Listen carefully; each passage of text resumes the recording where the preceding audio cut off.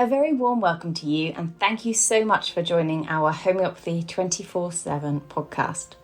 We are going to be speaking to an array of international guests who will share their knowledge and experiences of homeopathy with you. We will discuss all types of subjects such as remedies, symptoms, and stories of health. No matter where you are with your homeopathic journey, we aim to inspire you on your quest to natural health and living. The podcast is brought to you by Mary Greensmith, the founder of Homeopathy 24/7, which is a global platform connecting you with a homeopath wherever you are in the world, 24 hours a day. So let's get started with today's chat. Please welcome Mary Greensmith. Hello, everybody. Thank you for joining us today. It's lovely to see you. And thank you very much, Dr. Anthony de Pontes. Lovely to see you again. Thank you for joining us. Great stuff, Mary. Yes, this is becoming a pleasant, regular occurrence. It is ambitious because obviously we've got so much to talk about. And today I know that you would like to talk about estrogen dominance because it is becoming so, we're seeing it such a lot in our clinics. Absolutely. I suppose over the past, we say 5 to 10 years, every single patient has got it, but they don't know they've got it, and they will go in for different types of treatment, and those treatments are good whether they are regular treatments or homeopathic treatments, but they're not seeing the whole picture. And so it can sometimes be quite confusing. What's wrong with my female body? Or I've put on so much weight, or I've just had a baby and I'm just not feeling myself. And they go from pillar to post trying to look for answers, medications, treatments, and they might get some improvement, but they're not getting the bang for their buck. They're not able to overcome those issues, and it turns into a chronic thing. But if they can maybe just take a little bit from this little talk that I give, then take that and run and really start to see differences. Okay, so interesting, isn't it? So, Anthony, what is changing? Why are more people being affected with estrogen dominance? Okay, so I'll answer it in two parts. I'm going to explain exactly what it is, and it's got to do with our environment. We are in can I call it a sea of estrogen? Everywhere we look, there's estrogen. The typical treatments, if I can call her the physiological woman, okay, this is in South Africa. I've seen it as very pertinent in the States. It's a normal thing to, I'm having a few menstrual issues. I go on the contraceptive pill, whether it's for my acne, whether it's for my irregular menses, whether it's for my dysmenorrhea, my painful periods. They're just handing out these pills like candy. And it has a knock-on effect on the cycle because you get all of these things forming a chronic condition. So let's just break it down and see what am I talking about when I say estrogen dominance. Okay. Yeah. It's a situation in chemistry where estrogen is more dominant than the other available hormones. And here I'm talking about specifically progesterone. So let's call it a dance between estrogen and progesterone to make it more understandable. Picture a classroom of learners where there are 25 female learners and 5 male learners.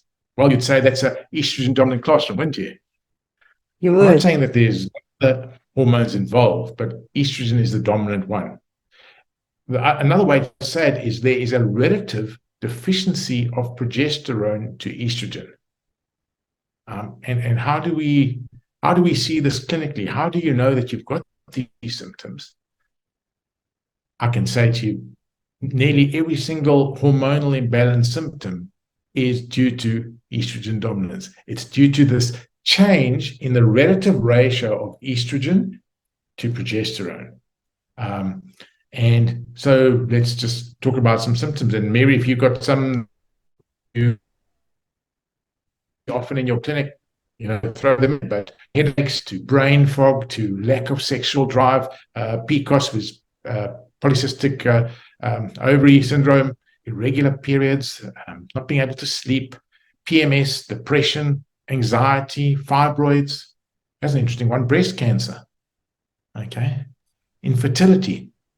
you can see it's quite a mix of hormonal symptoms, all due to estrogen dominance. Interesting, isn't Do you have it? any others that you? Yeah.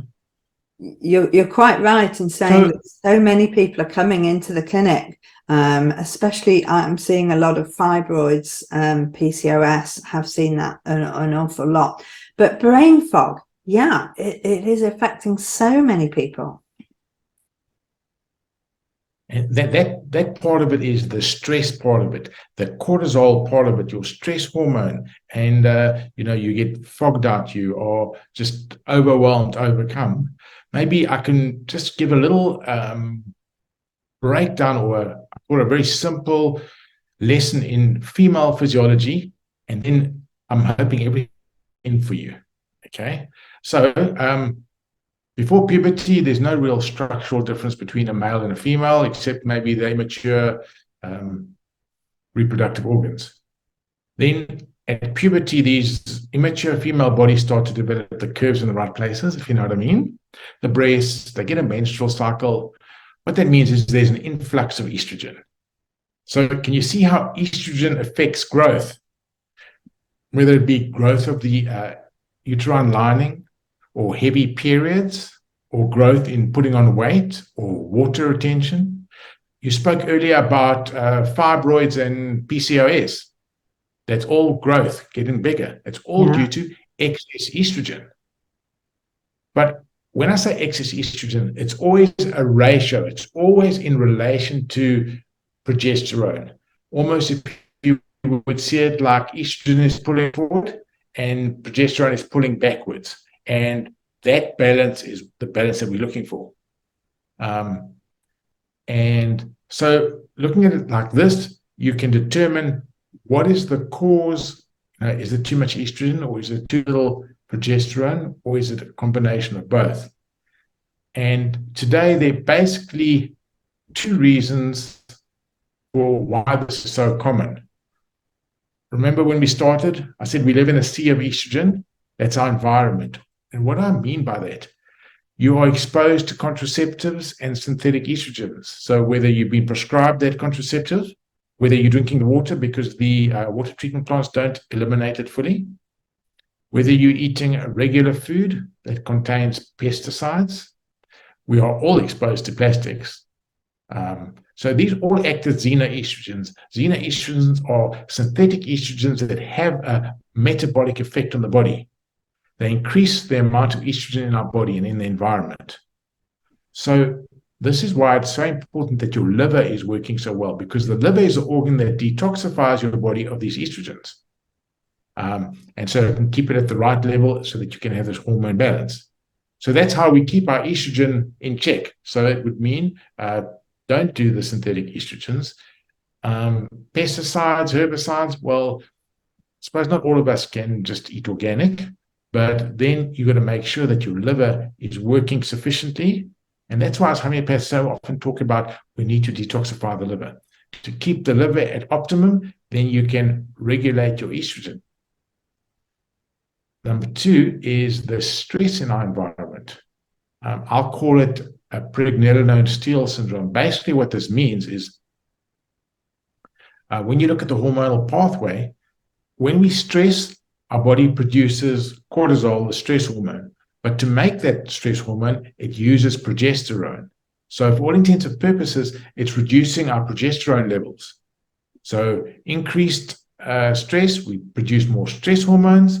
Well, when you're stressed, Mary, you're not thinking about reproducing. You're not thinking about getting amorous or anything like that. So your hormonal balance changes. And this is something that occurs gradually, and you wake up one day and you've got this estrogen dominance.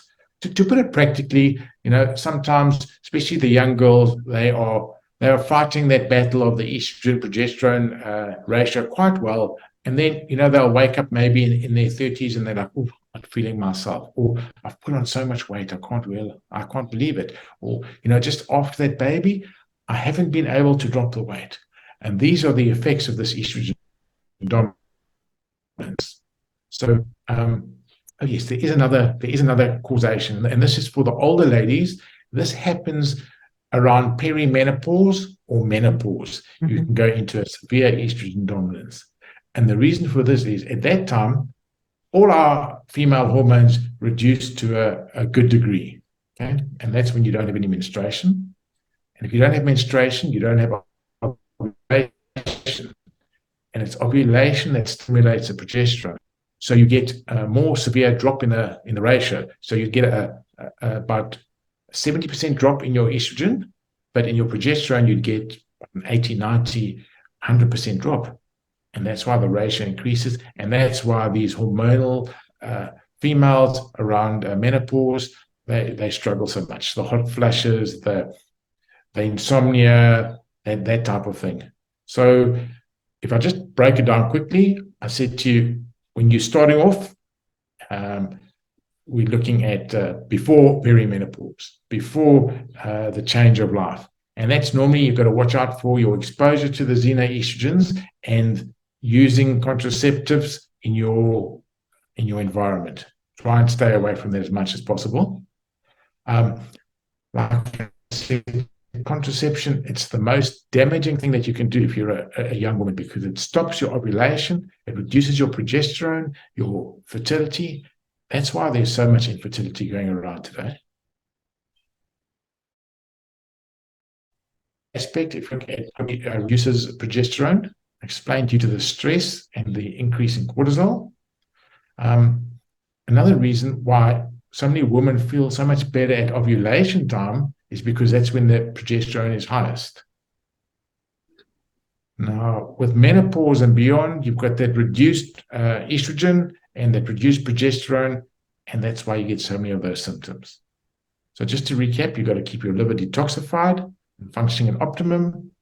And this is absolutely amazing where homeopathy comes in. Because now, remember, so many people, they want to take something. Oh, like they will say, I'm having a problem with my hormones. They go and get a contraceptive. It is a supplementation of a hormone to supposedly fix the deficiency. Or at menopause, you start getting those hot flashes. You go to the doctor, he says, oh, yes, don't worry, we've got HRT, hormone replacement therapy. Basically, what you're doing, you are replacing with synthetic hormones to change that difference there. And that clogs the liver and elevates your optimum estrogen progesterone ratio. So like I said, and I hope you can see I'm getting a bit excited, this is where homeopathy comes in. And I hope this will get people to embrace the homeopathic philosophies more and try and get away from the general medicine way of, oh, you haven't got enough estrogen, we're going to give you estrogen. Okay. So if they can start looking at symptom pictures and not just supplementation. So to give you an example, let's take a look at Sepia. I hope so many people know Sepia is the hormonal remedy. It helps during menopause. It's the hormone balancer. It's used so often when you've had excess contraceptive use. But if we break it down, we have a look at that Sepia is a substance that actually has no physiological substance in it, meaning if I had to break that Sepia remedy down, there's no estrogen in it, there's no progesterone in it. So how is it working? And this is the joy of homeopathy, and you can bring it down into the physiological symptoms. So I see Sepia working. It's got an affinity to the hormones. It's in the symptom picture, they talk about ptosis, they talk about bearing down. This is all relating to the liver. So when we spoke about the liver and keeping the liver clear and function optimally, this is what Sepia remedy is doing. It's helping to detoxify those estrogenic compounds that are blocking the liver, allowing the estrogen-progesterone ratio to improve. And so your hormone problems, your hormone symptomatology starts to improve. Wow, I've got so much more energy. I'm not depressed. I'm not so irritable from the Sepia. It's an amazing remedy, isn't it? Because it does cover so many. But so what you're actually saying is that it is actually a brilliant liver organ remedy for clearing those blockages. That's it. Yeah, that's exactly how it works. And I mean, similarly for Nux Vom or submissive fuga, Lachesis, which is also a very good menopausal remedy, I think that works on a different mechanism. It works more on the neurological system and the autonomic nervous system, where it affects the nerves. They're affecting, the heartbeat, the palpitations, and the flushes that you might get from the autonomic nervous system being out of whack. Mm-hmm. Mm-hmm. We can go, I don't know if you want, we can go in a bit further. There's another hormone called DHEA. It's further up the line. It works on stimulating the ovaries, often maybe where people have suffered with sexual abuse, where they've used xenoestrogens. You can give a balancing course of DHEA. It works wonders. It might take 2 to 4 months, but their hormone balance is absolutely amazing. They feel 10 years younger. They feel like they've got the desire to go forward instead of just being that of, can I call it middle age or middle life. So what you're saying, Anthony, is that there are certain remedies that are specific to certain symptoms, and even that people could try on a first aid basis if they're feeling, particularly down or irritable before their period, or if they are experiencing, sore breasts during their period, things like that. So there are first aid remedies for people to be using themselves, but then there's more. We've got kind of another layer of homeopathy. We could be going into the actual hormone stage of it, and we could be looking at balancing hormones in that way as well. Would this be something that people do themselves at home? I don't think the layperson has got the insight or the knowledge to be able to do that. So that's why we'd say go and see a homeopath or someone who is well versed in that. All right, because here we're just talking about hormones, but what if there's another causation? Exactly. So as a doctor yourself, you are trained to look at what else might be happening. So it isn't unusual for us as homeopaths, you as a doctor, to be saying, because this is happening, I really think we ought to be investigating that or that, and making sure there's not anything more serious going on as well. I'd like to maybe give you an example that happened, was yesterday or the day before with a patient. I've been working with her for a while, and I don't think it was specifically on hormonal things, but I noticed she was very erratic, very down, very easily going into crying, these type of things. And we've been working about 3 months together. And, as a homeopath, you're not just looking at the symptoms. Oh, I'm tired. Oh, I'm depressed. Oh, I've got no sex drive. You're trying to put that picture together, and that's the beauty of the homeopathy. And yesterday or the day before, the penny dropped for me. Yes, she's got all these symptoms, but I've been treating her for her low libido for a long time. I've been treating her for certain hormonal symptoms for a long time. Why is it not improving? Mary, maybe a lot of people in the world don't have such a high opinion of homeopathy, and we are biased towards it, but we work with it every day. We see those miracles happening. Yes, yeah. So I'm scratching my head. I'm saying, why is this lady not getting better? There's something else. Yeah. All right. And it happened 2 days ago. I asked her. No, she says the libido is just totally not there again. Then this is the next layer. Can I call it the causative factor for the prescription? Okay. She's holding so much resentment and anger towards her husband. There's no way that she's going to get a libido going.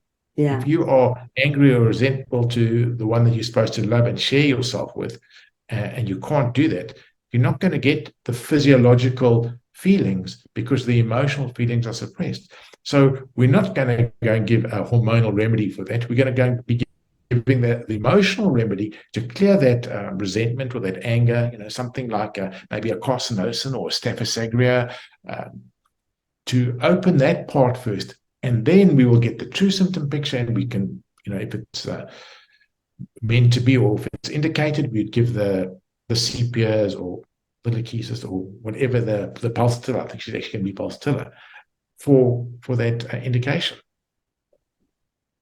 Okay, interesting. So it's taking absolutely everything that you see, hear, observe, and the client can be telling you as well, in order to know where to go with that and what actually needs to be addressed. But so it's so interesting with the fact that actually we can go in different layers. Effectively, we can go to different depths depending on and we can kind of start quite high up with the symptoms that you're experiencing, and then we just go deeper and deeper and deeper.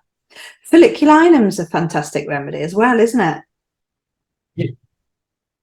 It works amazingly well. I mean, if you look back at what is folliculinum, it's an estrogen derivative. So that comes back to the like cures, like of homeopathy. I've taken contraceptive drugs before. It's an estrogen base. Now you're giving the estrogen in the homeopathic format, and it kind of unlocks everything and releases the estrogen. And just from what we've been talking about, you've got that progesterone estrogen balance that is restored.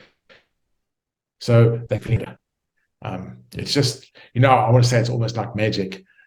I'm even going to go as far as to say, with that example that I gave where the lady wasn't getting better. So many people who are not real familiar, or maybe they haven't experienced homeopathy, they will be on the fence where they say, nah, homeopathy doesn't really work. But let me tell you, if you can understand the case sufficiently and you give the remedy and you have what I call it, prepare the soil, and the soil being the patient, it'll work every time. Sorry, Mary, let me repeat that. It'll work every time. Okay. That's like, we think, no, it's homeopathy is not good or homeopathy is not effective. It's not that. It's that either the practitioner hasn't checked the case out sufficiently. Mm-hmm. In some cases, it can be that the person, remember I spoke about the soil, preparing the soil, the terrain, maybe the terrain is too weak. If we use that as an analogy with agriculture, well, I'm trying to grow this crop in the soil and, bugs are just landing on it and it's not growing. Well, your soil is not right. Fix the soil, it will be good.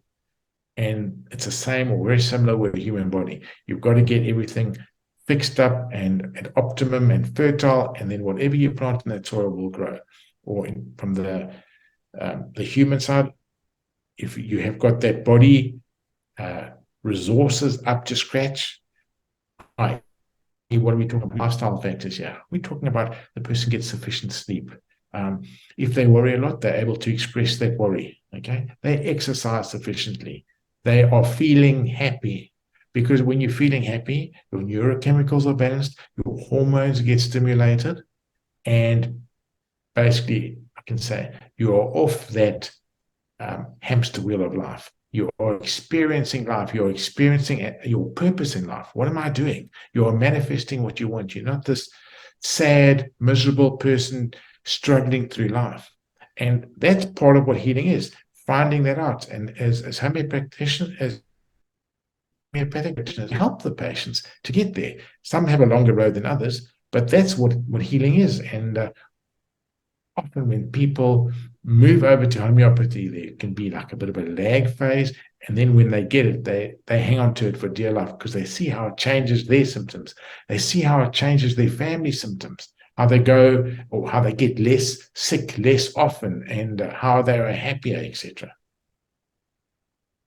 Indeed. And it's so important, isn't it, just to understand that health is just not about getting rid of physical symptoms. It is about living and enjoying life and happiness, so maximizing your life, really. Because often when you ask a client, well, how will we know when it's better? What will you feel?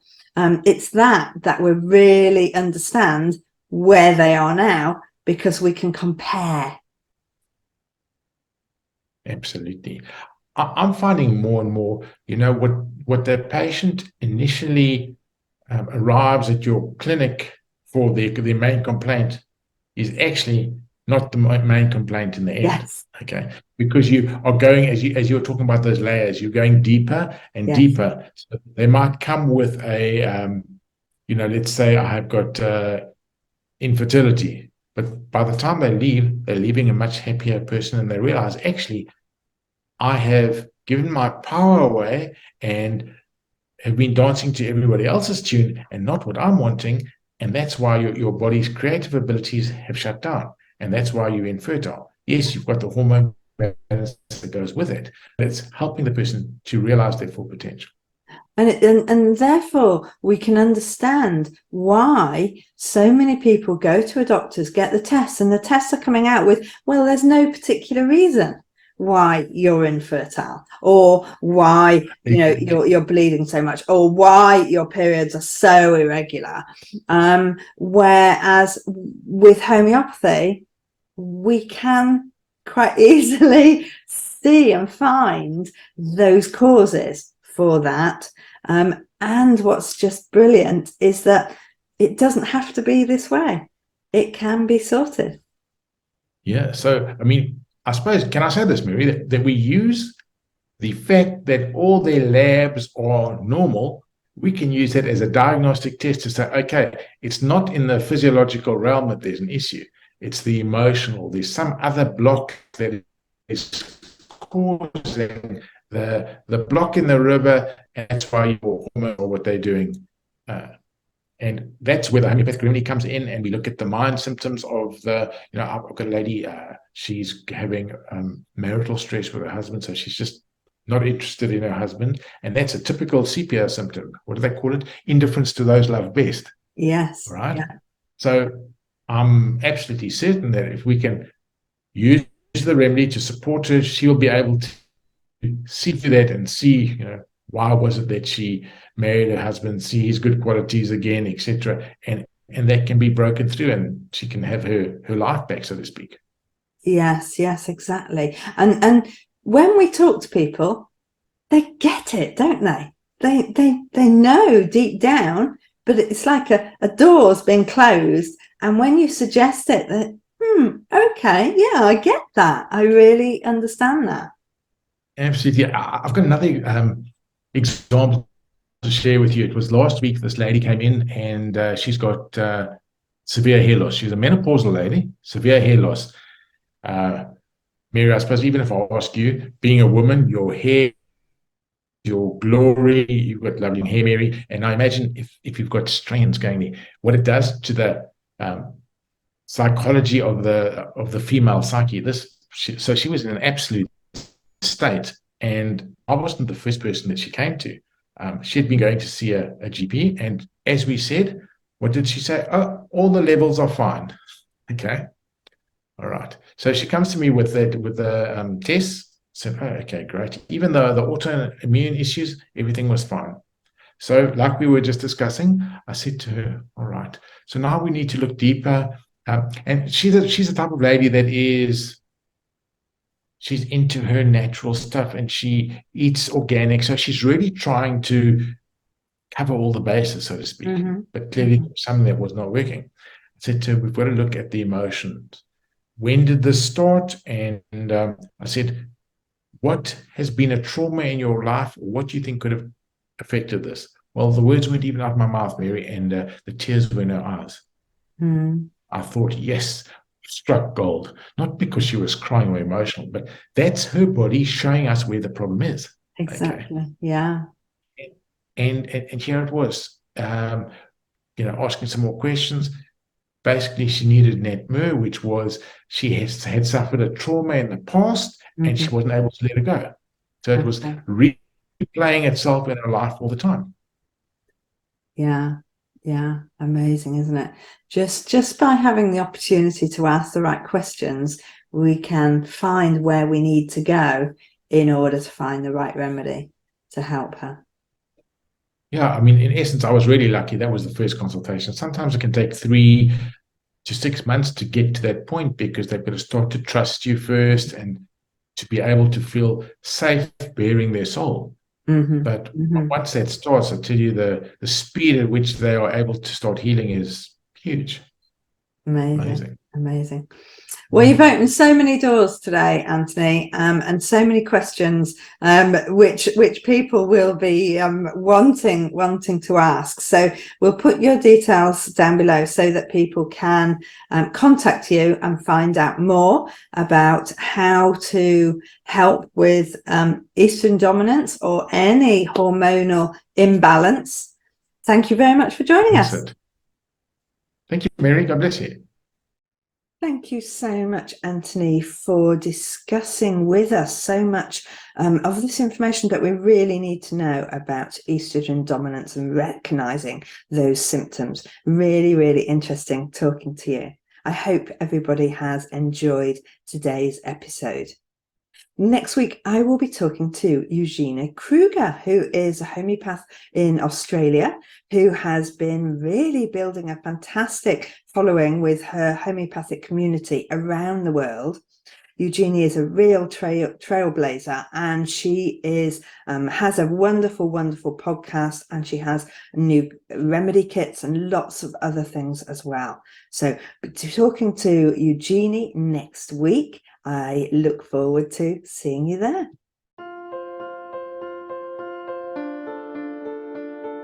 We hope you enjoyed today's episode and look forward to listening to our next one. Please don't forget to follow our podcast on your chosen channel, and please do leave us a review so we can continue to share homeopathy with as many people as possible.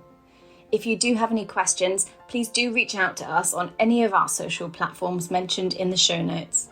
We at Homeopathy 24/7 hope to empower you on your natural health journey.